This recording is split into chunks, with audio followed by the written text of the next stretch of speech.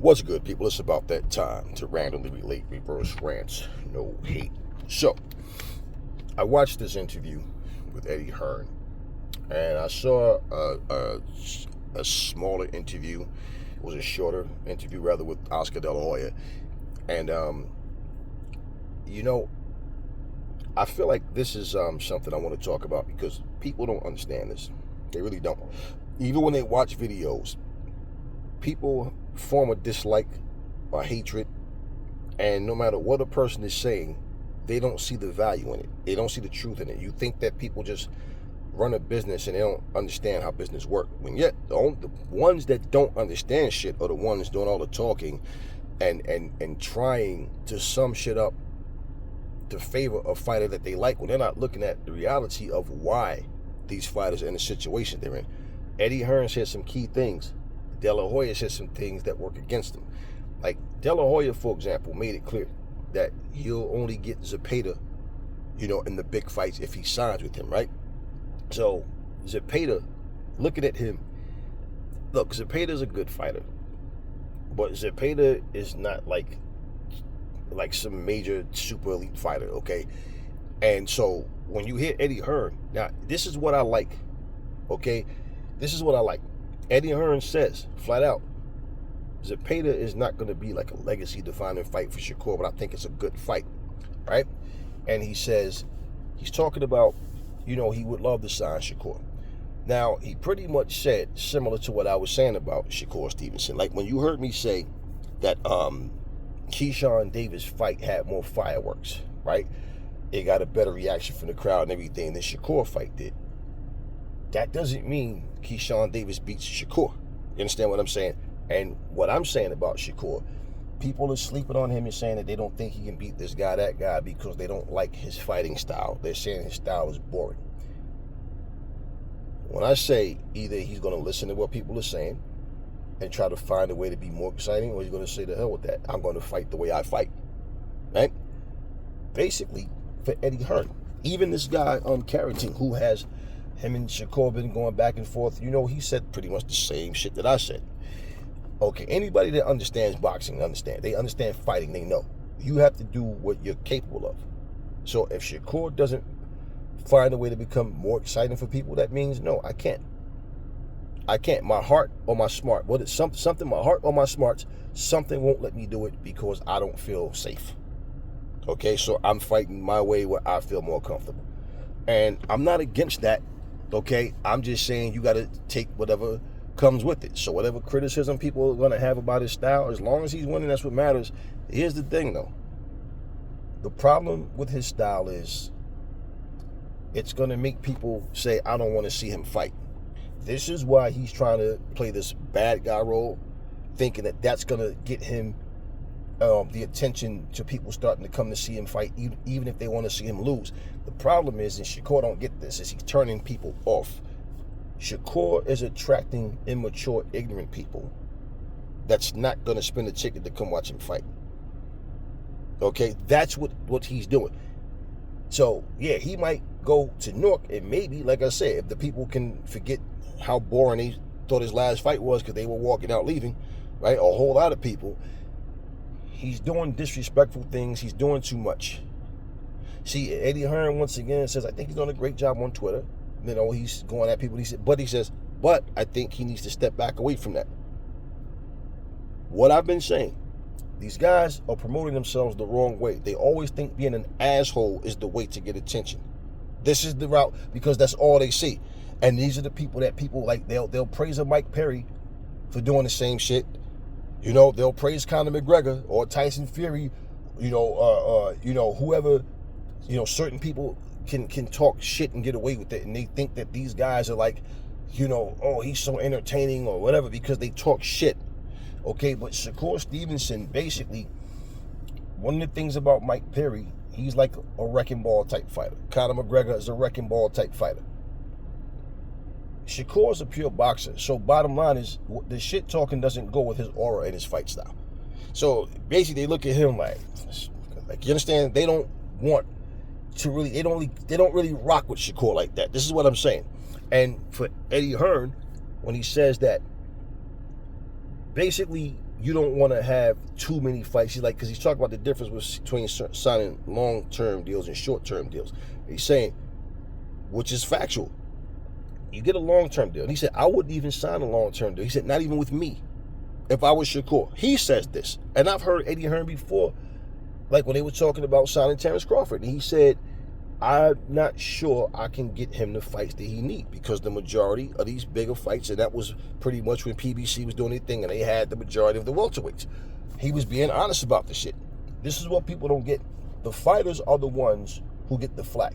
Oh, he's ducking him and he's this and that. People don't take the time to pay attention and understand what boxing is. They forget that this is a business.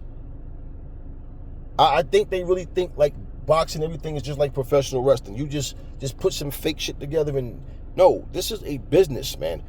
And even in wrestling, which is not even a real fucking fighting sport, it's the same thing. It's a business. What matches can we put that's going to sell? What type of storyline can we put in and get the, oh shit, you see what he did? Oh, he said that type of thing. Okay, Eddie says, I wouldn't, even with me, if I was Shakur, I wouldn't sign a long-term deal, because now you're going, okay, I'm locked in for 5 fights, but where are the big fights at? Because if you can't sell, you can't draw. Networks are like, okay, cool. They don't understand it. Eddie don't own his own network. Okay, Bob Arum, these guys don't own a network. So basically, if people don't see the value in your fight, you got to fight who's there. And he says, it's like Boots the same way. I'd rather do short-term deals. He said, because like with Boots, he said, you don't want to have too many fights with people like David Avanesian, because even if it's a good fight, it's, not the type of fight that's going to define your career. It's not a legacy boosting career fight. And then, so 1, you want to make money. 2, you want to have a legacy left behind. You understand what I'm saying? And then life after boxing, just like me talking about Deontay Wilder, Adrian Broner, certain fighters being able to like do podcasts, get their own type of show, do their own, type of stuff. Yeah, man, certain people have that impact. And when you go out on top, you really have that impact. So with Shakur, doing what he's doing, like he's saying, same thing I've been saying. He don't have a machine behind him. I swear, man, some of y'all gonna learn to listen one day. Like I said, you can go on my shit and be like, damn, Aries said that shit 2 years ago. Aries said that shit last year. Aries said that shit 9 months ago. Like he said, he don't have a machine behind him pumping everything out. So he's doing it himself on Twitter. But I think he needs to step back from that. Why? Now, Eddie didn't go into detail, but he says, he's doing a good job. He's going after this guy. But no, that's just the way he's doing it is wrong. You heard me say before, Terrence Crawford should do that. Not to go on Twitter and pop shit and act like an asshole. But I'm like, he could. When you have like even like a YouTube channel where people can see what you're doing, whether it's your training, whether you're just checking in with the fam, like people, they have this, okay, for a reason. And like when you don't promote yourself, right, and you don't have people behind you doing the right things, and like you said, Shakur's been doing this shit all this time by himself. Yeah. So him embracing the bad guy role, the way he's doing it is going to backfire. If he gets the Zepeda fight, fighters want to stay busy, but at the same time, like I said, you putting your body through these fucking grueling training camps just to fight an average dude. Eddie Hearn said the same exact shit just now. Oscar De La Hoya is talking about long-term deals and you having to be on Goldenboy to the point where, now you got to understand, where when you're not signed with a certain guy, okay, a certain company rather, they're gonna put more in energy into trying to get guys that signed to their company, okay, the big fights. But when you are in a position, right, when you're in a position where you have the talent, but even though you have the talent, the fans are not really flocking to you. What do you do different? You have to find the difference. What is the X factor in what I'm doing? How do I appeal more to the people? So if you can't get the fights, like how the best thing that can happen is you are with the promotional company that can get you the big fights. Okay, because if you're being called boring but you're winning and you're shutting fighters out, then hey man, they can say what they want. But guess what? You're winning. Jerron Boots Ennis, basically, Oscar De La Hoya is talking a lot of shit about Virgil Ortiz and saying how he's the best fighter out there and all of that. Now, it's funny because, like, Hearn made the comparison to make the point that, look, he says that Oscar said something about Jerron Boots Ennis fight with, his last fight, that was an appetizer, but the Virgil Ortiz fight is going to be the main course. So Eddie Hearn claps back and says, everybody knows that the main course, right, offers much more than the appetizer, which means we got 14,000 people showing up, and the building that Virgil Ortiz is fighting in holds like 7,000. So we have twice as many people coming out. Right, so basically Oscar De La Hoya, his own words, he played himself with his own statement because, no, you guys are not having 14,000 people come. And to be honest with you, not a shot at Virgil Ortiz or whoever, but bottom line is, he's not a bigger star than Jerron. Jerron is not a big star. He's trying to get there. Now, from the last fight that he just had, it's a lot of talk. So whether negative or positive, whether people are against you, whether they're with you and they're talking about things, the build-up that you're looking for is not about talking shit to get people's attention. It's about stating who and what you are and proving it in the ring. And then when people, like one of the bad things about this society now is these fight fans are so fickle, man, because if you look great, yo, he's the man, yo, he'll beat everybody. You look bad or look decent or just don't have you don't look as great in this fight as you did last time. Oh, now you fell off, you're overrated. I mean, all these different opinions. And then when you get in there and finally get the fight, there's always going to be excuses. There's always going to be lies told. There's always going to be people making up shit just to run their mouth but don't know what they're talking about. So what I'm saying, here's the crazy part. Virgil Ortiz was once at 147, right? You look at these guys, you go, this guy goes up to 154, this guy go there, right? So what I'm saying, when these guys are all in the same weight class and the fight don't happen, if one guy goes up in weight, right, and the other guy is still at the same division, now when they get to, it ends up that they're in the same weight class, what does it take to make the fight happen? If it didn't happen at a one weight class, what makes it happen at another weight class? You understand what I mean? Is it, because bottom line is, it's, in this day and time, it's more of a, you got to twist my arm to make a fight happen. Whether it be the promoter or the fighter, it's like always something that just stops a fight from happening. And the thing about it is, you can't always wait. So you clean up over there, I'll clean up over here, then we become, because either one of you can lose. And then what happens is, your fight means nothing when it happens. It's just another fight. So when I look at like Virgil Ortiz, like, I've seen different articles, I've read different things, I've heard, watched different videos where on a skill level, like you see a guy like Shakur that fights safety first. What people got to understand about him is he's not near getting hit. He just don't let his hands go enough where he's really doing any damage to people. So even when you are not a big puncher, what he does right, what people understand is he is sharp defensively, okay? But what he's doing in terms of, trying to stay in front of you, he's trying to stay in the pocket, but not letting his hands go, and then not really throwing shots to really bother his opponent, it's going to make people look at him like, because people are going to say he's going to get cracked. Watch, he's going to get knocked out. This is going to happen. That's going to happen. But it's not building up interest where people want to really come see him fight. That's what I'm saying. So we can't go by just when he's at home. You understand? Because when you're on the road and everybody like, okay, why should we come watch you? People just come out to fights to support the hometown hero. That's really how that goes. We see it with football teams, basketball teams, and all that. They come out to support you, but when you start to have a losing season, it's like the building's half empty because, hey, man, they suck. Now, you guys turn it up, and all of a sudden you win it now. Now people start coming back out. Well, in boxing, it's different because it's a one-on-one sport, but at the same time, it's just like once you get to the point where people are not entertained by you, they're going to remember that.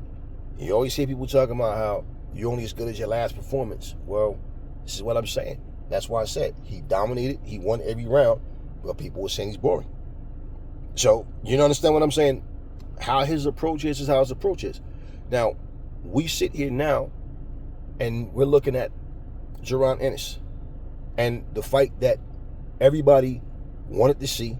Well, the real fight fans wanted to see is Boots versus Crawford. And I told you guys, I don't see that fight really happening. Before Crawford even went up to 154, just by Crawford's responses to Boots and how he just always, he tried to nudge it off like you knew, like he's not talking about Canelo like that, is he? No, he's talking about Canelo. I want the Canelo fight. I want the Canelo, right? Okay. He never was talking, even before he fought Spence, the same thing. Him and Spence both tried to shun, wait your turn. Wait till we're done here. Then you can step up after we leave. Really, because neither one of them fought him. And they're both talking about 154 now, right? No problem. Here's the thing with that. Virgil Ortiz and Boots. If these guys don't end up fighting, if the guys, like, I always feel like whoever is, it's like when you don't go to somebody else's graduation and walk the stage with them. No, you go to your graduation, right? Every year, just think about it. Every year, you go from you're in the 8th grade, you go to high school. 9th grade, you walk with the 9th graders, right? Every year you get promoted. 12th grade come, that's your year. That's your class. So whatever, these are the fighters that's in my class. Everybody's looking for this big bag and wanting to outdo each other to the point that they forget y'all need each other to make these fights happen. So now when we look at what's going on, it's like Jaron Boots Ennis ends up going with MatchRoom. And look what he ends up doing, fighting in front of 14,000 people. So I said to people, let's look at the biggest crowd Terrence Crawford ever fought in front of before Spence and the Spence fight. Let's look at Virgil Ortiz, right? Let's look at, like, who else is out there right now? We know Errol Spence was out, and, we already know he did Texas Stadium, so we know his numbers are way bigger. That stadium holds 50,000 people or whatever, or more, or whatever. So, but anyway, bottom line is, it might be bigger than that. But bottom line, we know what I'm saying. You look at who's there. Now, let's think about this. Pacquiao is coming out back to fight Mario Barrios. Pacquiao fans say he came back to fight the best. How? Mario Barrios isn't the best.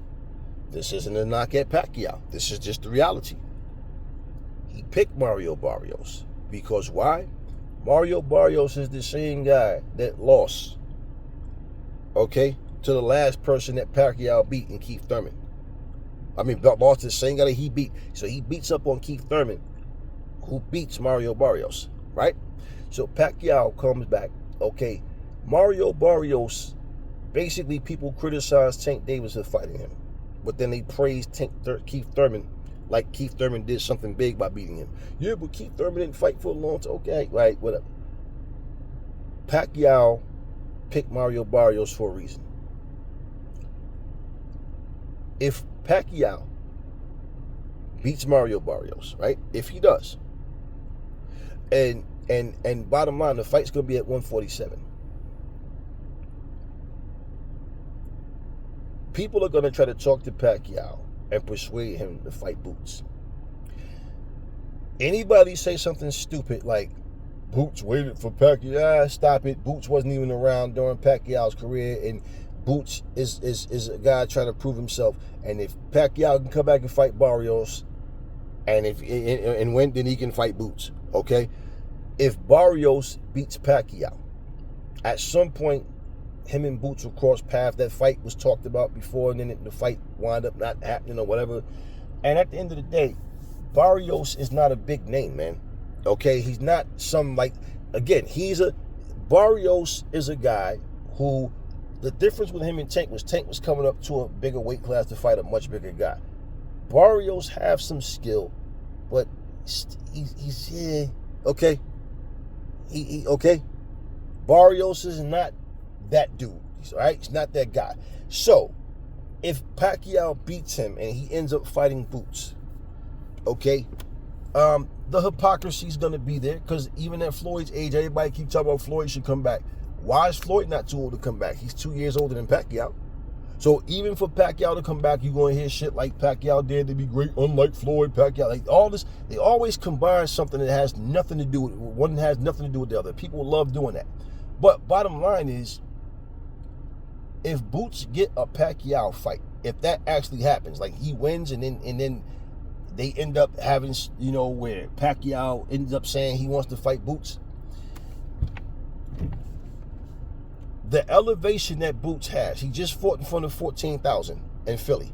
If Boots ends up getting that fight, and this fight ends up, especially if they can put a really nice card together, okay, well, once again, once Boots become that dude, where all of a sudden now his stock is up and everybody knows who Boots is, it's going to be the type of situation, like I said, and I'm saying this now because if and when it happens, you guys are going to see. The same people right now that don't want to fight Boots are going to be like, yo, what's up? But now they're going to want to fight.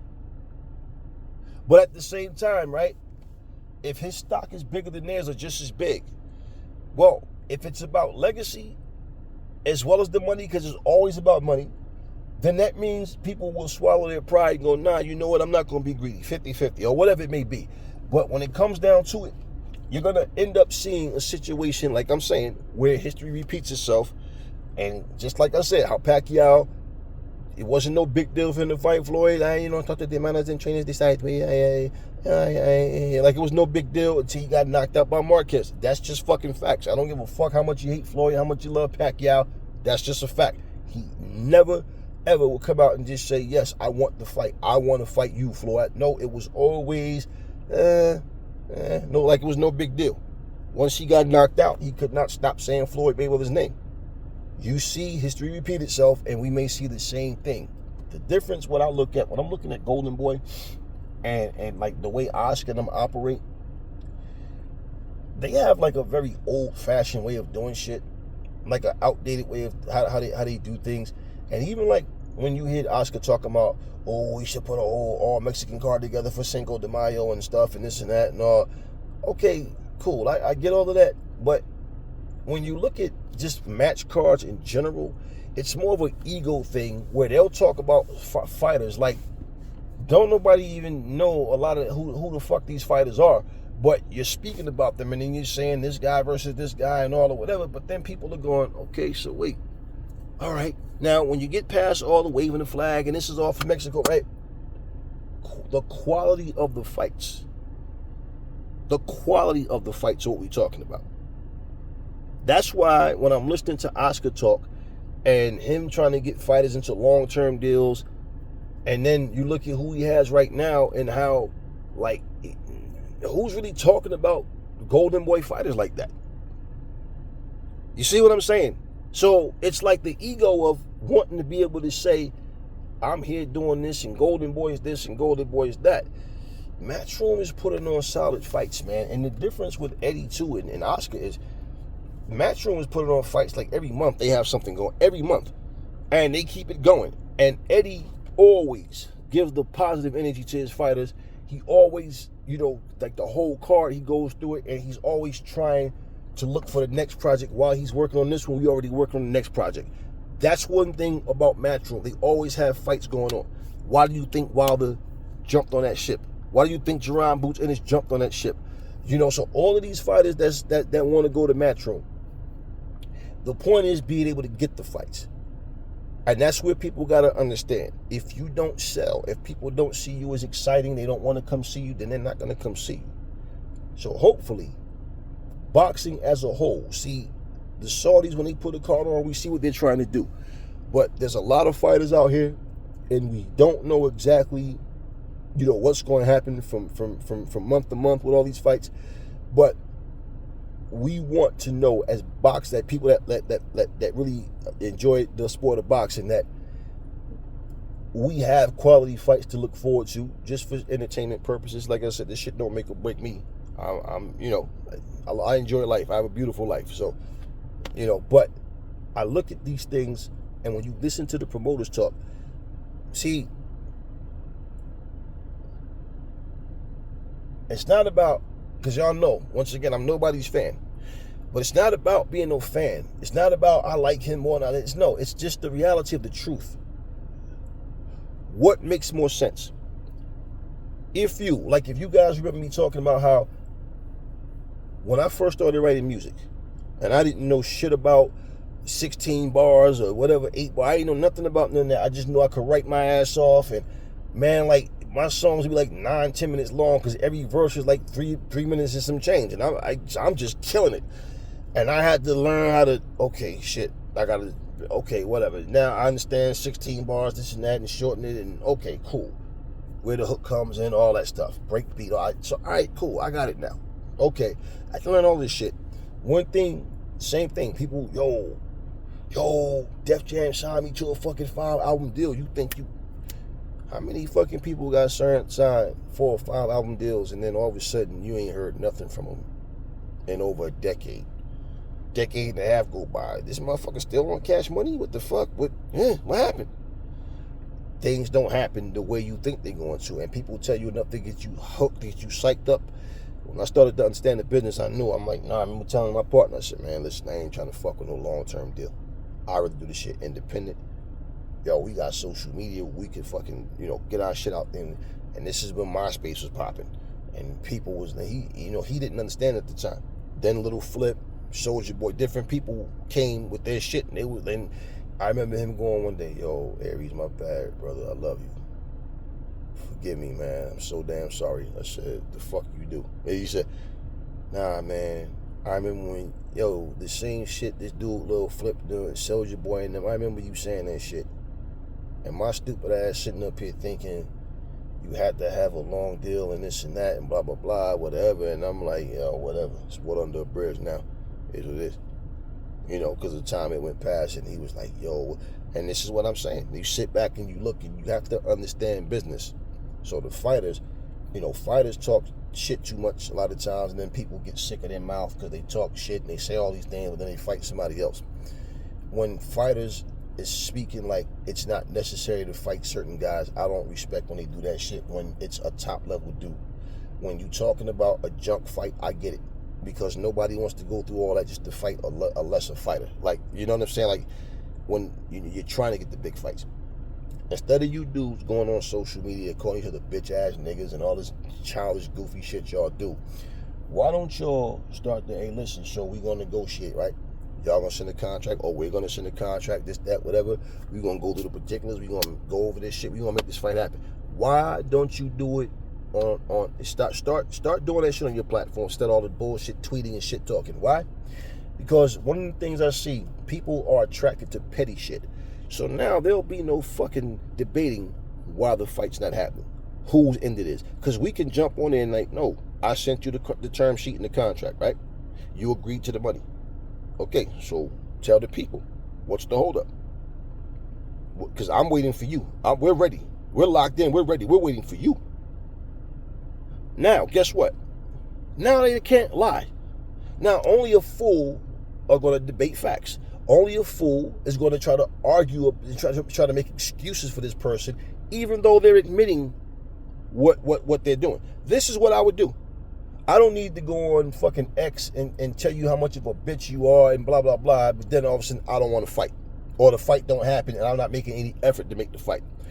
We know in boxing the A side always are the ones that make the fucking offers. We know this. So let's not play dumb and play stupid like we don't get that. So the problem is, this like no different when Leonard Ellerby said, can't nobody make Tank an offer. Tank is the A side. Only Tank make the offers. Okay, so no matter what offer the Haney's made, none of that shit. Because at that time especially, even before the Ryan fight, nobody really thought Devin Haney had a chance to beat Tank. Hardly anybody. And then that debacle with him and Ryan and all that. Okay, so nobody's perspective changed on that. Nobody's perspective changed on that. So now we go from saying the only person that could beat Tank is Shakur. Now that's changed as well. So basically, it's like the only person that could beat Tank is Tank. And you motherfuckers are saying the only person that could beat Tank is T.O. T.O. had that last performance. Now all of a sudden, guess what? Now T.O. can't beat him. So this is what I'm saying. None of that shit matters, right? If the fight doesn't happen, then you're just running your mouth. I would not let people sit back. Just like I said, Terrence Crawford needs to promote and push himself and be more vocal and get things going where he can connect more with his audience and grow. Oh, man, but that's what you got to PR. Oh, shut your ignorant ass up, man. I don't wait for people to do nothing for me. So if I have to pick up the ball and run and get the first down, I'll do it. Because if you're not doing your fucking job, I'm going to sit here and just let you ruin my career. Look at Terrence Crawford's age now. Believe me, it gets to a point sometimes you look back and think, you know what, I should have did such and such a thing myself. Bottom line, when things are not happening, and we know that he was having issues, him and Bob Arum. Remember the lawsuit? Remember, he said they were racist there. There was no black employees. They don't give a fuck about black fighters. All of these things. So we know that there was turmoil and things going wrong. So how can I be wrong by saying he need to take control of his career or he need to leave there?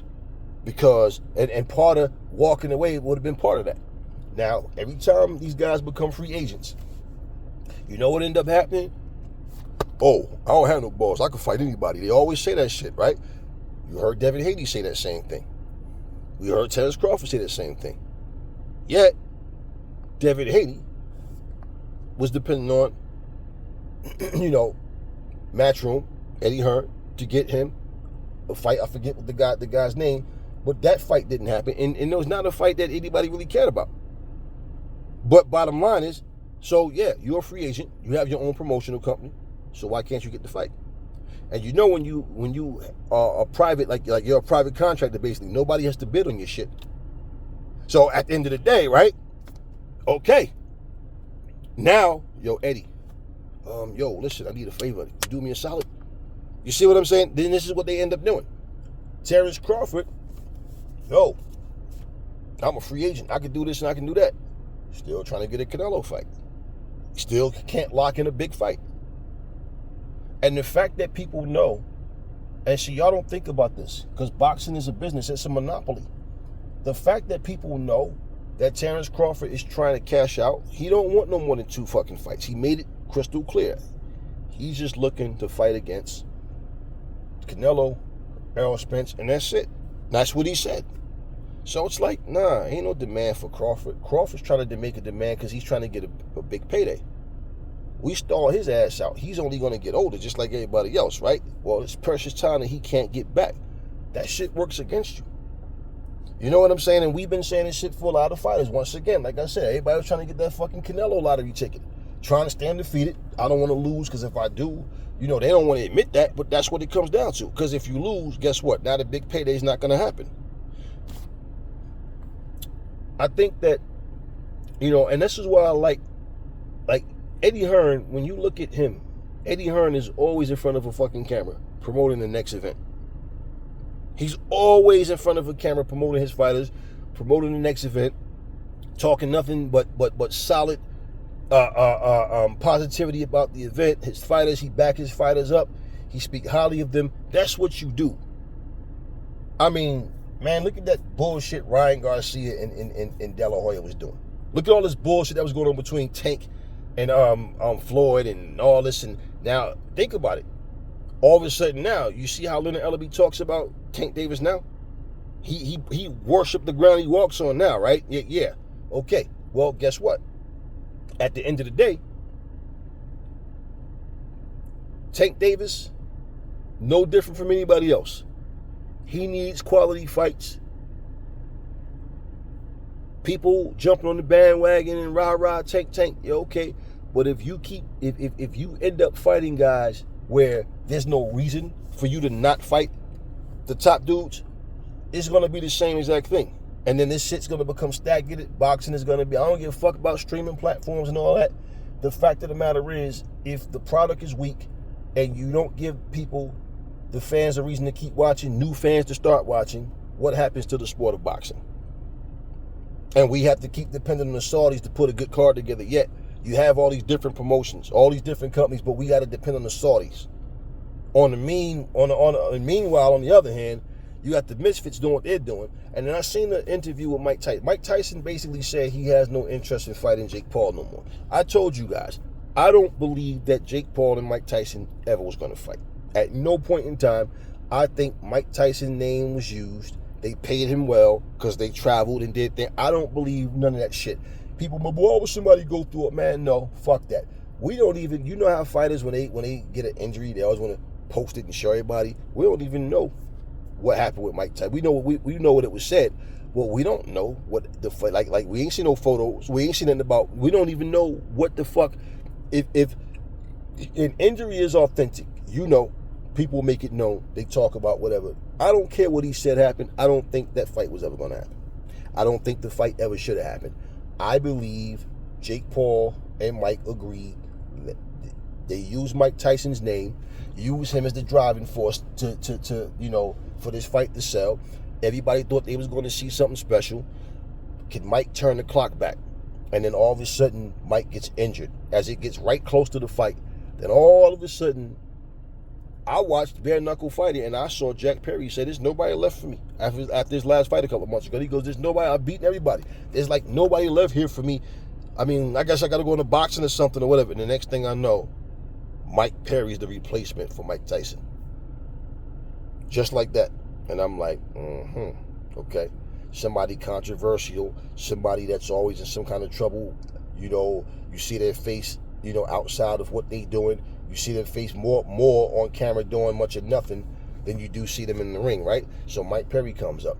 I think that shit was all a part of just pushing, you know, and to also help Jake Paul. You know, because now Jake Paul fans know who he is, but now all of a sudden you got all these Mike Tyson fans that seen Jake Paul as well. And guess what? If they're talking good about each other and the interest was there, well, who was Mike Perry? I don't know, but fuck it, let's check it out anyway. And they might be in support of Jake Paul just because he talked good about Mike and how they got along, and you know, there's no real shit talking going on there, whatever. But I don't think that shit was ever going to happen. I don't think it was meant to ever happen. It was all publicity to get Jake Paul and to whoever else it was that he was going to end up fighting. So all along, they probably had Mike Perry, you know, already know ahead of time what the situation was. Or even if he didn't know from the very beginning, let's start talking to him like just in case something happens as a backup. And then they knew already that, you know what, we really wanted to fight Mike Perry all along anyway. That's the safer choice as far as what people look at with in terms of a guy not being an actual boxer.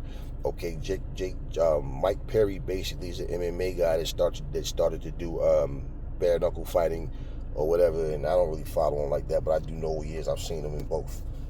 And so yeah, when you look at promotions and look at the way things go, people overlook. This is a business, man, and people feel like the entertainment value is more important than the actual fight. They really do. This is how people see things. So y'all got to stop thinking that just because a guy get in front of a microphone, take his shirt off and flex to the damn camera, letting people see, you know, I'm this, I'm that, I'm ready to, and I'm blah, blah, blah, blah. They do all of this shit. They talk. Let me tell you something. I got another channel, and I have a short video of Lorenzo Hunt. It's a 15-second clip. People hate Lorenzo Hunt so much that video, I think, has right now about 50,000 views. About 50 fucking thousand views. My short clip video of Lorenzo Hunt got more views than any video on his actual channel. 50, like, yeah, it's up there. And basically, it's him getting dropped, falling, dislocating his elbow. Almost every comment is people laughing, ha ha ha, this, that, whatever, because he lost. And, you know, okay? The hatred for this dude is crazy. So therefore, right, playing the bad guy. If you don't know who Lorenzo the Juggernaut Hunt is, look him up. He plays and embraces the role of being the bad guy. So people love to see him lose. You understand? I don't know the the viewership that they get from their pay-per-views and stuff and all, but one thing I'll say about BKFC, Lorenzo Hunt, out of everybody they have, is the most polarizing figure that they have because of his mouth. What he does, how he, you know, talks, and that's his whole thing. But he's not jumping on Twitter, going back and forth with people and Instagram, and no. He talks his shit doing the video packages building up to the event, press conference and stuff like that. And it is what it is in that way, but he doesn't care about that. He knows that people want to see him lose, but as long as they come out, as long as they can pack out whatever arenas they in, that's all they care about. It's business. So right now, I'm just saying, when you look at it, and then when I look at that Jerron Boots and I don't think, like I said, it's not about getting on a microphone and talking shit, okay? They basically just come to fight. They not with all that rah-rah. But looking at where they are, hopefully, what just happened with MatchRoom involved, what just happened where they were in front of 14,000 people in Philadelphia, and bottom line with that is you want to be able to put another card together like that. Let's keep it coming, right? Does Boots end up fighting someone in Saudi? Whatever it takes to get his brand out there by putting him in the ring. Because it doesn't matter. Even like for the people, oh man, he was getting hit. It's boxing, motherfucker. Yeah, he was careless on defense. He was, looked a little rusty in there. He was getting, But what I'm saying, very next fight he might go in there and destroy motherfucker. He might go in there and all of a sudden, damn, he's slipping these shots now. Okay, so bottom line is, it's all about fighting, winning, and pretty much you're never going to get everybody to like you. There's always going to be people that just don't like you just because. Doesn't matter. In the meantime, what's going on with all these other fighters? Because after Crawford and the MatchRoom fight, we don't know how things are going to go, what's going to happen. But at the end of the fucking day, I do know, factually, fighters that don't want to fight certain fighters, a lot of times they end up in a situation where the very motherfucker that they didn't want to fight, they end up now begging for the fight. Just saying. Don't know how things are going to go, right? And you have all these different things that could actually happen. Just like what I'm saying about Lorenzo Hunt. He plays the bad guy. Did you think he thought that even if he got dropped, he's going to fall and dislocate his elbow like that? No. So what I'm just saying, you never know, shit happens. And when it does, you find yourself in a situation where, damn, opportunities I passed up, I should have took. The only difference where if you're looking at a Crawford Boots fight is that, like I said, Boots is high risk, low reward. But in time, you need to be a part of a good, solid promotion. Because in the end of the day, and I don't think Terrence Crawford wants to sign. Why would he? I would, especially at his age, you don't sign long-term deals with anybody. And like again, he's not trying to fight 3, 4, 5 times. He named the 2 guys he wants to fight, and then he's done.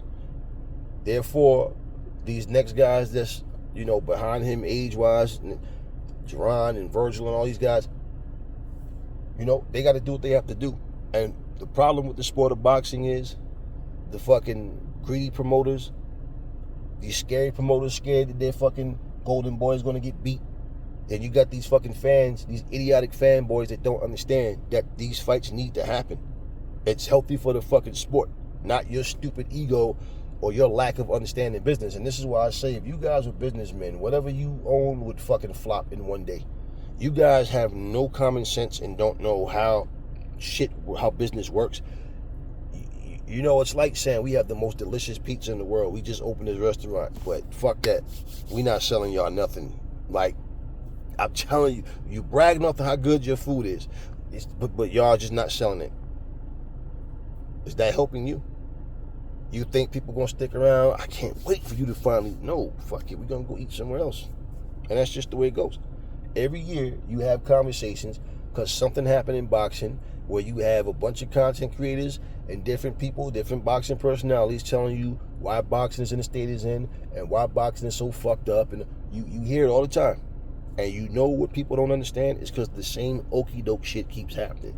So yeah, and in closing, what I want to say, like I said, man, like this is what I'm saying about Eddie Hearn. Look, Eddie Hearn, when they did this tournament and it was him versus Frank Warren, they got swept. It was still a solid night of boxing. It's just that Eddie Hearn's team, they got spanked. It is what it is. But there's no need to be sour and bitter. Shit happens. Shit happens. I don't think nobody really gives a fuck that it was Eddie Hearn versus Frank Warren's team overall. I mean, it was just that something to laugh at. Like, hey, man, y'all got your asses kicked that night. But, I mean, it was a solid night of boxing. And that's basically what I'm saying. Those little touches, like the little build-up package, the video package that they had leading up to it and all. I mean, all that shit was cool, man. You understand what I'm saying? But, you know, when things happen, it happens. You know, look at, for example, the fact that we seen Wilder working with Eddie Hearn after all that bullshit, and now you find yourself ending up fighting with a guy, you know, and was the team captain, right? But look at how things went. And, you know, there's fights just like on that card, just like any card, where you got people that assume they just knew who was going to win those fights, and the fights did not happen the way people thought. And once again, when people start saying, like, let's just be real, we go with the Wilder and Zhang fight. How many people come in comment section talking about, oh, y'all hating Wilder, yo, telling you, watch, Wilder going to show all y'all, he going to prove everybody wrong. Wilder not done, blah, blah, blah. Okay, you saying all that shit like that's supposed to change somebody's fucking mind. What happened? What was the final result? Right? So this is what I'm saying. Now look at where Wilder is now in his career. You see what I'm saying? Things don't go the way you want it to. Now you got decisions to make. You at a crossroads. And people don't understand how vital it is to be a part of a good promotion. If you're not going to promote your fighters and get them out there, then, especially if you're going to have them in a long-term deal, and the only thing you can do is get them these fucking, you know, y'all make it seem like boxing training is like songwriting. No, man, that's wear and tear on your body. You take it a pounding. You don't leave training like, I feel great. No, you leave training feeling beat up. And people don't get that. You doing all that just to fight a fucking junk fight. Then another junk fight. Then another junk. No, that's not what you want to do. And that's why when fighters are complacent with doing that, when they get to a point where now you can't pick and choose, you got to fight the best dudes you see. Most of them crumble under pressure. If that's it, well, that was the route that you took. Easy fight, talk shit, look good, got everybody fooled. I'm not as good as they think I am. But now when I get in there and they see that I'm not, then it's like, oh shit, I ain't expect that to happen, right? So, like, even look at Zhang. Zhang's 41 years old. So where does Zhang go from here? Right? Where does he go from here? Is it a Joseph Parker rematch? You know, is it what? Because you got AJ versus Dubois coming up. You got the rematch between Usyk and Fury. And so when you look at all of that and you look at like the time frame, right, of like which fight is more likely to happen, and depending on who wins fights, of course, you can't overlook that because people always have their favorites. And of course, whoever the bigger draw is who people really want. That's who really the promoters really want to see win. It's who's ever making them the most money. So my point in all of that too is just because you win a fight, it can be the biggest win of your career. It doesn't mean that your next fight is going to be bigger than that one. You understand what I mean? That's what you don't want to do. Have a step-up fight, then all of a sudden your next fight is you're stepping back. That's what you don't want to do. So when I look at situations like you have a fight where one fighter, like who could I lose? Like, I mean, look at Inoue. You know, Inoue got dropped in his last fight, and people was like, "Oh, like that wasn't ever supposed to happen." Like, he's human, man.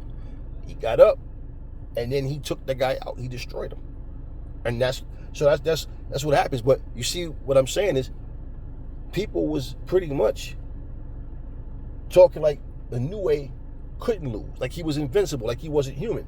And then you started hearing all this talk about Inoue versus Tank, and I'm like, you guys are foolish, man. That is a fight that should not happen, no. And Inoue even co-signed what I said by saying, I'm not ready to, you know, I don't see a point to move up in weight. And he talked about how he's seen a lot of fighters move up in weight and not perform well because, you know, you go up and your power don't carry over to where, you know, you have the same effectiveness. So when you look at, like, you know, him versus Fulton, for example, he moved up to fight a bigger guy. But we're not talking about some big, powerful, hard-hitting guy. Fulton is not a big puncher, as it is. And Inoue, even being smaller, is a much harder puncher than Fulton. So between the two of them, the bigger guy had to be more more leery of the smaller guy's power. So I knew that wasn't going to be a problem for Inoue. I said the problem Fulton is going to have is not going to be because he don't hit so hard. The problem is going to be him trying to find Inoue, because Inoue is just better than him at everything. And it's the thing is, Fulton's a boxer.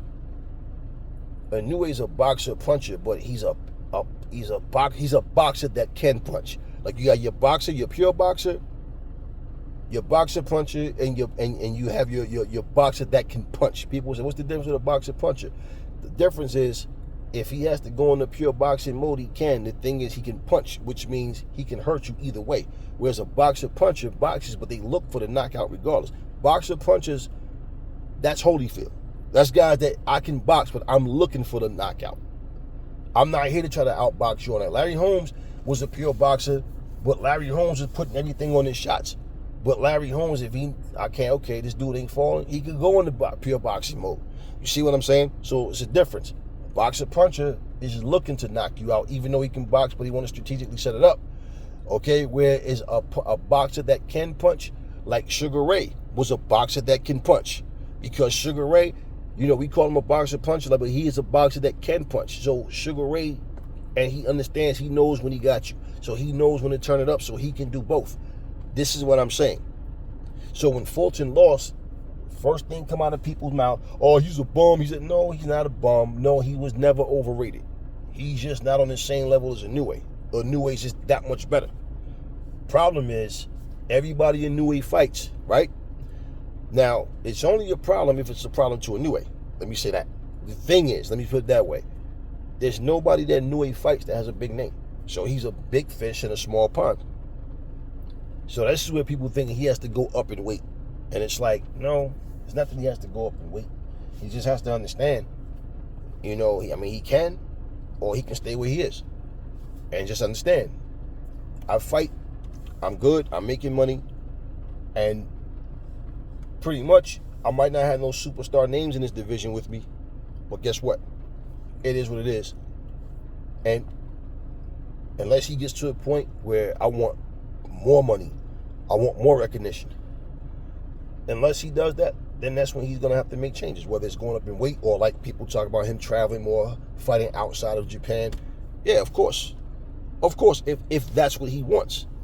But otherwise, he's fine where he is. Now, when you start talking about things like Tank Davis, going over to Saudi to try to make a fight with him and Devin Haney, now nobody's talking about that now. We don't even know what Devin Haney's plans are, what he's doing. Is he going to do this so-called 2 weeks, 2 years off thing, or is he going to, we don't know. As far as we know right now, Tank Davis is supposed to be him and Lomachenko. I've heard this for like a past week and a half now, that they're like this close to sealing the deal or whatever. And the sad thing about boxing is you never know if something is true or if it's just bullshit. But we'll see what happens. And, it's all about the best. It should be all about the best fighting the best. You guys can sit there and worry about what's in somebody else's pocket. I'm not. I'm focused on the fight. Let them deal with all that other stuff. That's their business. What their money don't feed mouths in my house. They don't pay my bills. It's for their family, not us. I'm here just to see a good fight, a great fight, or whatever, and then do my analysis on the fight, the build up to the fight, and stuff in between. I'm not here to focus on how much money somebody's making and act like I'm one of these dudes broads or something. I'm over here celebrating their money. Like, nah, that's not what I do. I'm a man. I'm a stand-up man. I'm all man. I don't do that sissy shit. So, no, we're not about that. So, all that being said, y'all, when you start making accusations about the fighters and not understand what the management team wants and what they're looking at, listen, I know this. I'm a part of this shit. I know this. I understand what happens behind closed doors. I know what you guys don't see. You understand what I'm saying? And people don't think about what they don't see. Just like when I gave you the Reggie Jackson story. It's why, like I said, y'all quick to go on the fanboy mode. I remember, Reggie was this and right. And I said, do y'all ever think about what this man and people in that time was going through? and the country that they was born and raised in, the hatred, the racism. Do y'all think about that? This is grown-up shit. I wanted y'all to see this and think, yeah, because you don't think about that. All you think about is how many home runs and how he got the home run that won the game for them and all this kind of stuff, and he was a great. That's all y'all think about. Okay, so sometimes situation happens where you step back and look and go, damn, you know what? Yeah, I never thought about that. Yeah, y'all think people are superhumans, but no, it's all about business. And everything you do now, all you hear people talk about is inter-fucking-tainment, because people are spoiled, they're immature, and they don't know how to focus on what the business at hand is. You got people going to work. You see people, you go to different businesses. You're going to take care of business. Okay? The people taking care of you, handling business with you, they're on the clock at work. And how many times, I don't know about you, but I've been in several places and people send up here with their phone up, they're on TikTok while they're working. And I'm like, damn, this is some crazy shit. You mean people will actually sit home or wherever they are to zoom in, to chime in, to watch a person stand there at Lowe's or Home Depot or wherever the fuck they are and work? What the fuck is so entertaining about that? You're just sitting here watching somebody at work. Okay, so what I'm saying, this is the time we live in, right? It's different. People find shit entertaining. Yo, I'm going to play this game. If I lose, yo, get me up to 3,000 likes, yo. Get me up to 3,000. Come on. We got 290 people. We try to get to 3,000. If we get to 3,000 and I lose this game, I will shave my head bald in front of all of y'all. Who gives a fuck to watch you shave your bald head? You'd be surprised. So everything that people do now, they have to be entertained. People are driving behind the wheel of a car. Oh, shit. Yo! Oh, like, yo, focus on the fucking road. What are you doing? Everything. Entertainment. Y'all are entertained by everything. The stupidest shit entertains people now. So, once again, we get away from boxing and what it is because we're more focused on the silly stuff. This is what it is. That doesn't mean I accept it. Doesn't mean all of you accept it. But there's a lot of people out there that accept this goofy shit. And when they do, it's like, what are you trying to accomplish? Right? What are you trying to accomplish? Everything you see now. I mean, damn, what was I watching one day? And there was some Latino chicks. They had the what you call them things, the rings, shit, my sisters used to have when we was kids. The hula hoops. And they was doing the hula hoops and all this shit, and there was this dude sitting there. There was a little boy, like he's probably around 8 years old. Maybe around 7, 8 years old. And the chick stood up there and started winding up, bent over and shaking her ass in his face, and he was there slapping it, and she sat on his lap, and I'm like, whoa. So now, I mean, that was appropriate. I'm just saying. Yeah, the crowd all in, and I'm like, I don't hear nothing about no tradition and no culture shit, man. That's a little ass boy. People in the comment section like, yo, little man got his first Woody. Yo, little man living in heaven now. I'm like, wow, so y'all okay with this kind of stuff? Grown ass woman sticking her face in a kid, sticking her ass in a kid's face, him slapping on her ass, and she gave him a lap dance, a little boy. And this is okay. So I'm like, yeah, okay. It's what I'm telling you guys. Entertainment. This is what they're more focused on. I don't give a fuck about no ring walk. I don't care who you walk into the ring with. I don't care about none of that shit. I'm there for the fight. That shit that entertain a lot of you don't entertain me. And especially when it's just some dumb shit just to try to get different ethnicities of people into a building. Figure we get him over here. Oh, they from the same place. Oh, this person to come. Yeah, I don't care about none of that shit. And you get them in there and then what? And what happens when you do all that and the fight doesn't live up to the hype? You did all that for what? For what? Remember on Rocky? Which one was it? I think it was it Rocky 4? No. Yeah. The one when Apollo Creed got killed. I think it was 4, right? When he got killed by Drago. When he came out living in America with James Brown. He was dancing and all this shit. Like he was doing Roy Jones shit before Roy Jones. Yeah. See, all that kind of stuff has always been around. but it was sporadic, and it was stuff that you did. It wasn't the focus. It was certain fighters saying, let me do something, get the crowd, get the crowds hyped up, get the crowd hyped up and all. And yeah, stuff like that. And goddamn, you see, like, now everything is entertainment. But now what they consider entertainment is shit talking. It's all the going back and forth. It's all of the nonsense that has nothing to do with the ring. And here's the crazy part. Whether you guys ever thought about this or not, we have so many fucking fighters that if you go back and look in time, they have more arguments back and forth with each other, but never fought. I mean, I watched Jamal Charlo and Demetrius Andre act like they hated each other. And it wasn't really so much Demetrius. It was more so the Charlos. And they was talking that same goofy shit. Remember? Talking about they bum-ass niggas, him and his father. He just trying to get a paycheck. Fuck them. I ain't fighting them. What is he saying? I'm not scared of this motherfucker. My hatred for him, fuck him. He's trying to get paid off me. I'm not going to give him that chance to eat with me.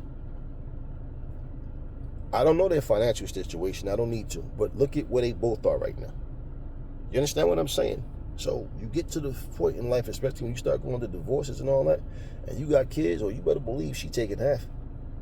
Or you better believe, and she going, yeah, that type of shit that caused you to be in the ring, 46 years old, still fighting, trying to tell everybody, I'm better now than I was before. You know what I'm saying? You know damn well by now you thought you'd be somewhere chilling on some island, owning your own home and land, and, have your own little business running. You know damn well you ain't want to still be in the ring.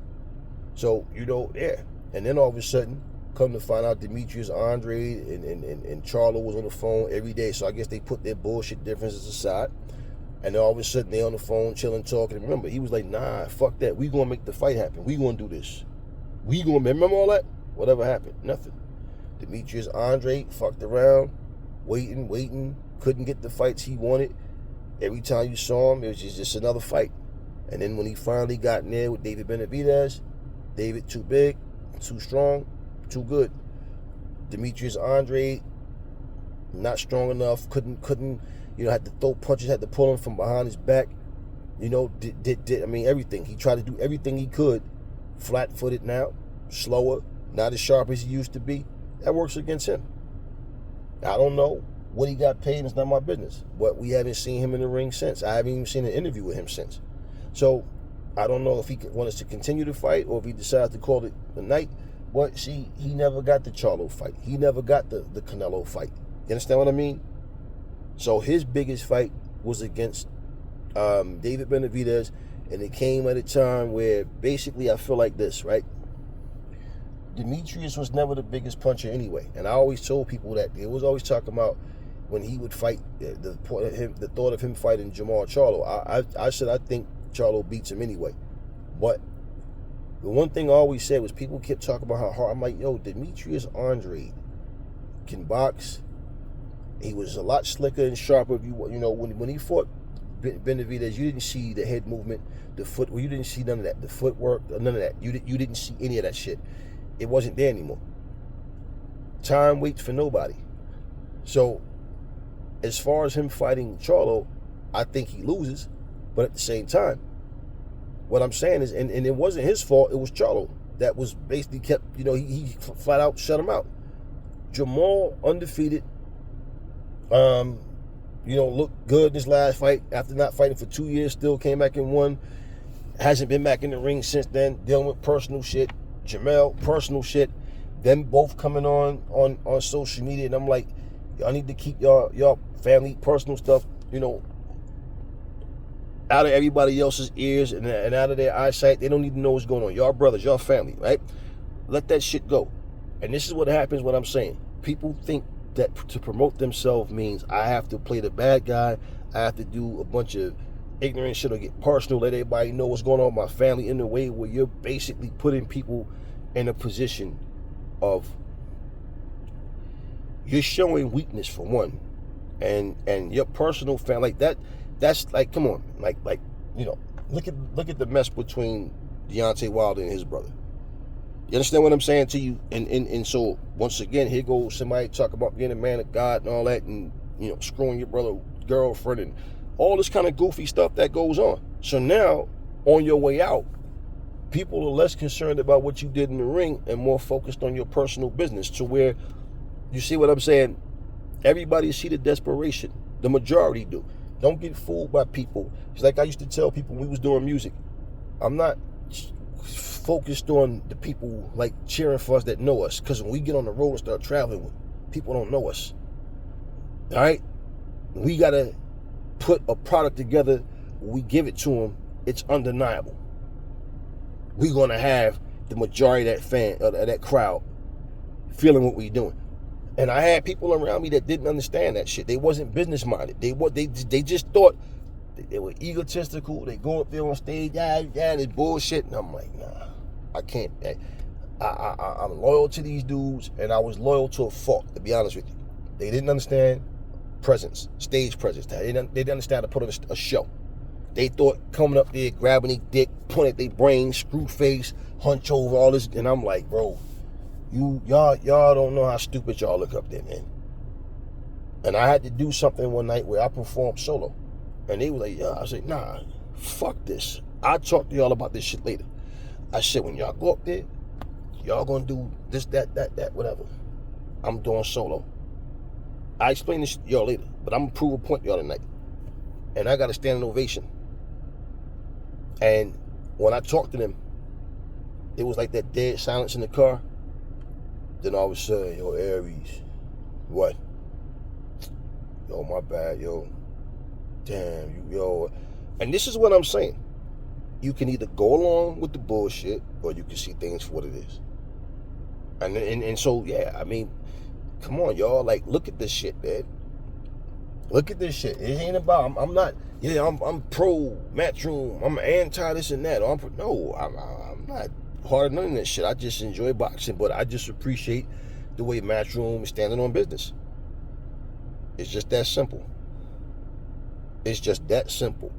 And you know, one of the things that I always thought about too, when I saw Wilder, jump ship and go over there with Eddie Hearn.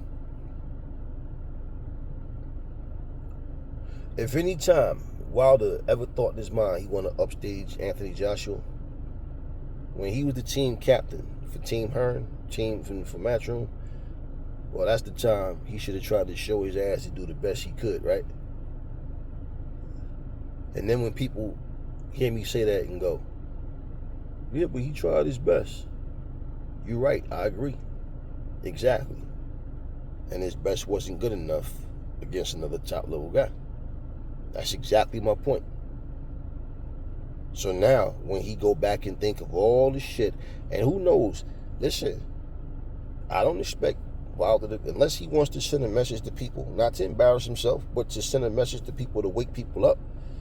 Because, it's just like me. I remember people used to always be, young man, don't make the same mistakes I made, keep doing what you're doing. I made a lot of bad decisions in my day and blah, blah, blah, blah, blah. And I'll tell you like this, right? I'm pretty sure Wilder more than likely look back at a lot of decisions he made and like, man, I should have did this and this and this and this. And this is what I'm saying. When you hold out, like, you got to think about this, y'all. When you in there getting punched in your ribs, punched in your face, I don't give a fuck, 16-ounce gloves, whatever. Punches are punches, man. And yeah, they do more damage with the smaller gloves and that, but the head guard should really just meant to stop fucking headbutts. You still feel punches, okay? But at the same time, what I'm telling you, when you in there putting your body through these grueling work camps, man, and you get junk fights, this is why you have a lot of fighters that end up doing drugs or committing suicide, or like just they lose it. Because it's like, I chose a life of violence. I came into this to make big money. Now, yeah, I want to win. Yeah, it'd be great to have a nice legacy. But when you walk away from this broke, you walk away from this and don't have no more money now than you had when you first came, yeah, that shit is depressing to people. So, yeah. And you got to think, man, like, you hear fighters always talking about, I'm the best in the world, I'm the best in the division, whatever, and then they can't get the fights to prove it. You understand what I'm saying? And then they get up in age. And this is what I'm saying about Demetrius Andre. Like, those opportunities that he, would have been better if he would have had it when he was younger. The Charlos, which he never got. He could have fought Jamel. and he didn't. You know, he could have, but he didn't. And when it came to him versus Jamal, you know, Jamal was basically, man, fuck them, man, this and this and this. Jamal is in a better position than his brother in terms of where he stands in boxing, simply because he's undefeated. All right? Champion Jamel got stripped, and Jamel, they both going through shit personally and all, but Jamel, after that loss to Canelo, like, people not going to forget that when he jumped back in the ring, and it's like, nah, hey, okay, you got something to prove. They feel like you owe us a better performance. You owe us a fight, motherfucker. That was trash what you did. So this is the way people look at you anyway. Like, no matter what you do, you know, you got the people going to make excuses. Then you got the people that's going to, you know, give it to you straight. And you got the people that's just going to talk, just repeat what they hear. I think that this whole... I feel like all these promotions need to work together, man, and stop the nonsense. And this is why, like, you know, you want to know where I had a bad vibe feeling coming from Oscar is when it was mentioned Turkey Al-Sheikh and Oscar was speaking negatively. Why? Because these dudes are trying to put nothing but the best versus the best. Oscar knows he only wants his fighter involved if he's fighting against somebody else. Like, they try to do the same shit that PBC was doing with this whole trying to keep it all in-house. Like, you trying to starve all the other fighters and just feed your fighters.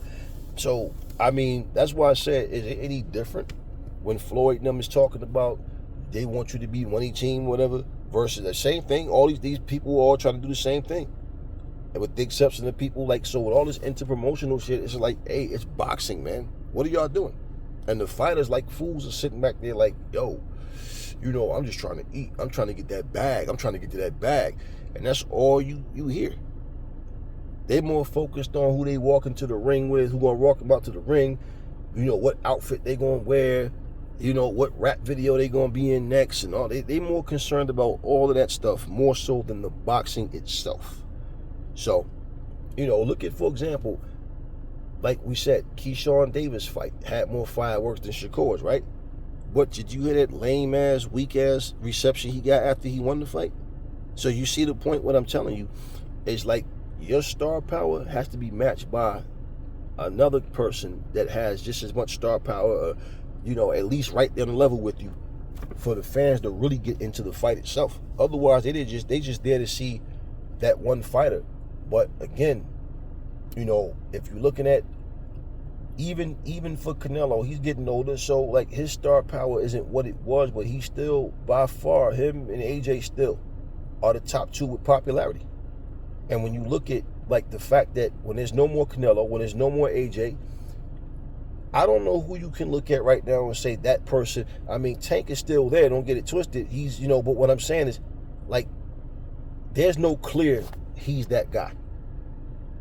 Like when Ali was that guy. Like when Mike Tyson was that guy. You know, when Ray Leonard was that guy. You understand? Like, there's no clear guy he's just that guy. Because when all their numbers dwindle, they're not doing the same. Like, last pay-per-view was this pay-per-view was that. How we say. Canelo, you know, can fight whoever and still get a big crowd to come out. Same with AJ. Every fighter can't do that. And we just learned with Tank Davis, I don't know what the official numbers were. I could pull that up and maybe find it, but I remember somebody wrote a column about him, and I saw something tweeted on X where the person said, it might have been Dan Raphael, it was one of them people. Somebody on X said that Tank Davis numbers they tanked. They were super low. Then somebody followed up with that and said that Tank numbers, this was the second highest. This is the second highest numbers that he's done outside of Riot. Which means, I don't know what it was, but let's just say it was 800,000. I'm just saying. That's still way down from 1.2. But that's a lot still. It's just that if you surpass it, then they consider it a fail because you failed to do the 1.2 again or more. So I don't know what the final numbers was. You understand what I mean? You know how many people wish they could get 800,000 pay-per-view buys? So, you know, now, hopefully people understand, even Tank, they all need the right dance partner. You understand what I'm saying? I'm not focused on the numbers. I'm not focused on people being able to brag about their pockets and what companies know. what happens when they do good numbers is you know that there was interest in that fight. And boxing looks healthy. But we know it's not everybody. Certain fighters are going to generate bigger numbers. It's that simple. And I think right now, like listening to what Eddie Hearn, like what he's doing with the Saudis, and the Saudis are even involved in the card that just happened. You know, with Jaron Ennis. So what I'm saying, like when you look at that, and I'm here, like Eddie Hearn, he speaks up for the sport of boxing the way it needs to be spoken up before. Now that doesn't mean he doesn't say things that I feel like once again, like when he seem to think everybody that's an asshole is good for boxing. You know what I'm saying? Like, no. But what I'm saying is Eddie Hearn, in terms of putting the cards on, trying to make the best fights happen, come on, man. There's nobody out there pushing harder than Eddie Hearn to make that happen. None of them. So overall, what he's doing with boxing, and I just feel like Goldenboy can't even compete. Goldenboy can't even compete. Goldenboy is all about Goldenboy. They don't seem to be out for like it's not about boxing in general. It's Goldenboy. And they're not the only ones that have that mentality, but I'm comparing them because Eddie Hearn and De La Hoya basically, you know, well actually De La Hoya was the one that took shots at MatchRoom and Eddie Hearn. And it's not the first time. And, you know, Eddie Hearn responded. But what Oscar De La Hoya is talking about is not what boxing needs. It's not even what Goldenboy needs, because it's all boxing. And when you start trying to play the role, like, you're not as big as you think you are. And you need the right dance partners. You need these fighters. So when you're bragging about your fighter. Like, example, if you keep talking about Virgil Ortiz is the future, Virgil Ortiz is the best at his weight class, Virgil Ortiz, but then he's getting junk fights. Then at some point, people going to start, man, Virgil Ortiz. You understand what I'm saying? So this is where I'm saying, you guys, you're trying to put the best fights on, or you say you are. So how is this going to work? For example, do you think that Jaron Boots Ennis and is going to walk away from MatchRoom to go sign with Goldenboy just to fight Virgil Ortiz? You see what I'm saying? So all of these, you know, these promoters, man, they get up here and they want to brag off their fighters, but they're not trying to make the best fights happen. And that's one of the things I respect about Eddie Hearn. He can brag about his fighters, but Eddie Hearn is willing, hey, let's make it happen. And I'll 100% put everything on my fighter. He's always trying to, and that's what I respect.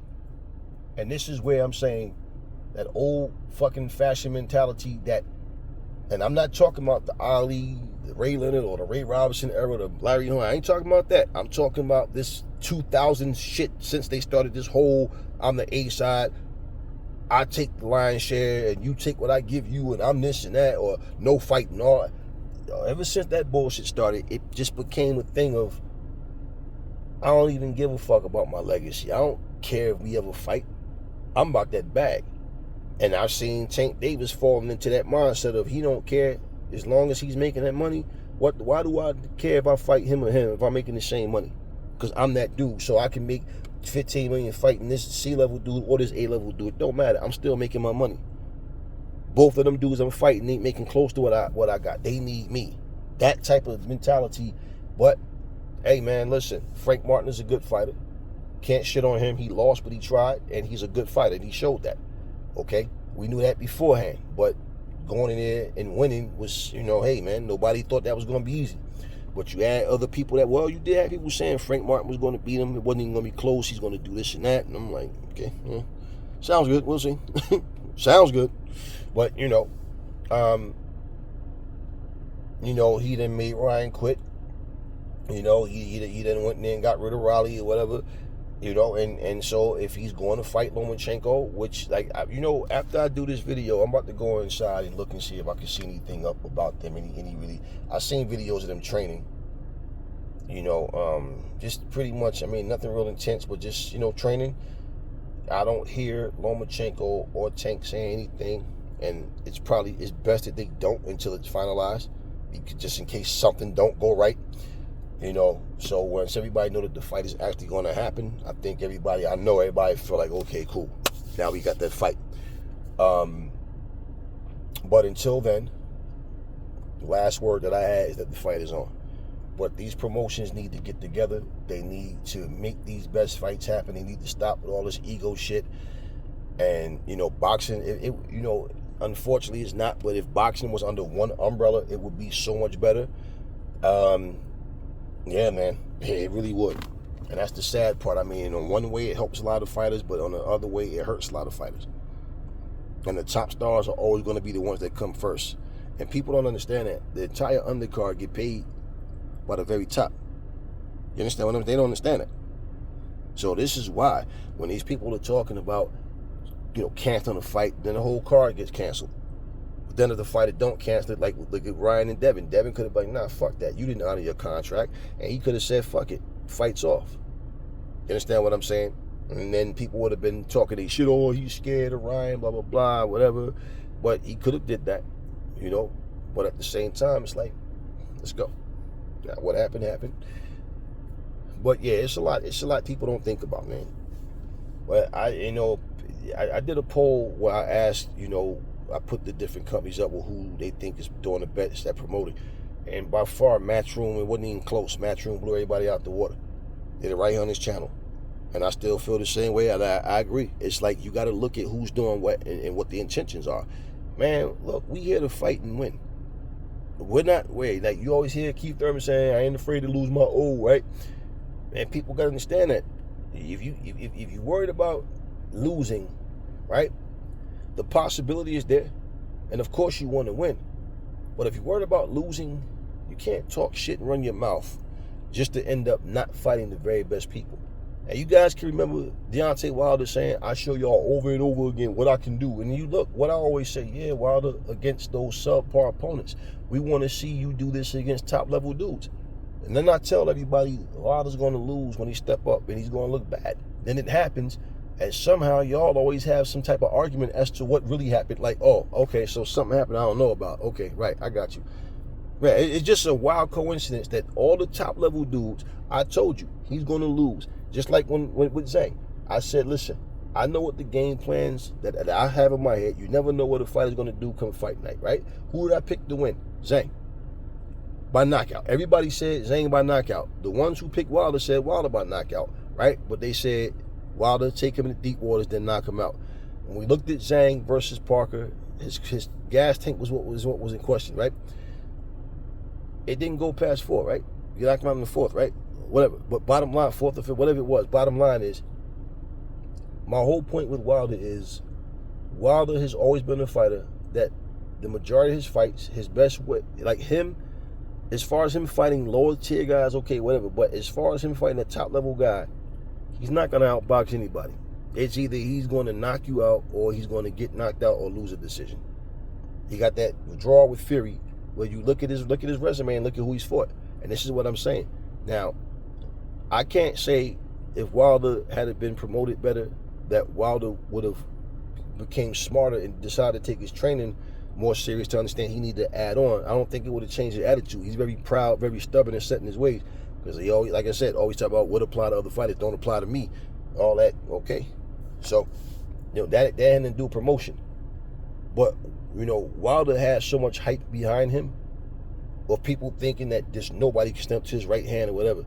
The only thing would have happened if he had better promotion is he'd had already fought AJ and them, and everybody already found out that nope, he can't knock everybody out. And guess what? There's fighters that he can't beat and compete with. That's what would have happened. You see, because that's what did happen when he stepped up. It's just it would have happened sooner. End of the day, when Wilder was younger, man, when Wilder had his hunger, no, not even younger, when he had his hunger, man, when he had his killer instinct, man, nobody could say, hey, all y'all doing is repeating what Wilder said. That's all Wilder. All you're doing is Wilder said that. Didn't he tell y'all the Savage was back? So what happened? Right? Once again, we don't hold people accountable. I'm not worried about pointing the finger. I'm saying, you said that though. You lost. No excuses. That's all. Promotion, y'all. It's necessary for people to promote properly. It's necessary for people to make sure that the whole card is being honored, not just the main event. And that's where people are overlooking who's who. And that's why you still have people come in into fights, and the building is still half empty into the third, fourth fight, or the last 2 or 3 fights. It just doesn't add up. It doesn't add up. So part of my point in closing is, if you are sitting here like, oh, I'm Goldenboy, whatever, you understand, y'all need to start to lift your voices and stop going into fanboy mode. Because I'm gonna tell you something. As long as you singing their praises and they sitting there hitting the giving you the little heart and the like and liking your comment, they're never gonna change what they're doing wrong, because they feel like, I ain't worried about the haters, I'm worried about the people that's like what we doing, but they're not understanding. They're holding fighters back, and they're helping hold the sport up, because the fights that could happen, if they're going, nah, we don't do that, no, hell no. Well, if they want this fight, they got to come over here. Like I said, y'all crucified Floyd and them for doing it, so why is it cool for anybody else to do it? So, yeah, I like what Eddie Hearn is doing, man. I like what MatchRoom is doing. And, listen, they all make fuck-ups and do dumb shit in life and all that, but at the same time, I'm saying, overall, you look at their body of work and what they're doing, you can't sleep on MatchRoom. You cannot sleep on MatchRoom. And I just feel like Goldenboy can't compete because they don't have the right mindset in terms of what's best for boxing. It's all just about what's best for Goldenboy. Point blank, period. And I put MatchRoom over them, and I salute what they're doing. And I feel like Goldenboy need to step it up. All of these other companies need to step it up, man. So, anyway, tell me what y'all think about MatchRoom and Goldenboy. Never fall in love with lies. Remember, the truth brings hate out of people, and I will catch y'all on the next video.